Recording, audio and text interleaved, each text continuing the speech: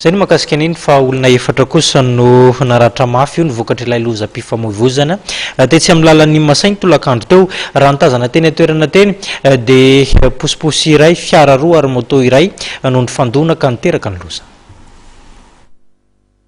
Mampitola gaga izay no azo lazana ny lozam-pifamoivoizana ny tranga tetsy Masay tamin'ny 5 ora tolakandro teo.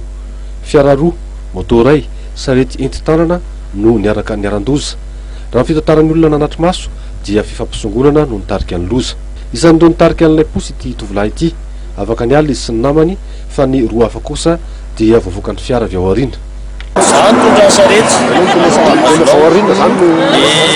zareo reto tao aoriana namosika dia zay akoroa tao aloha dia rehefa zay akoroa tao aloha dia toan'le BMI moa zay dia zay akoroa tao aloha mba afaka hoe niala mba nitsingaditra le sarety zany dia afaka niala fa le akoroa tao aoriana nitaraiky zay tao aloha tsy naninona fa le tao aoriana naratra. Ireo roa izay voavoaka ny fiara avy ao aoriana dia fantatra fa efa narefa aingana teny amin'ny hopitaly. Raha fitantarana anaty maso hatrany dia naratra mafy teo amin'ny tongony izy ireo.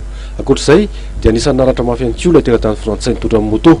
Raha ny fahitana azy teny atoerana dia tapaka ny fehiny.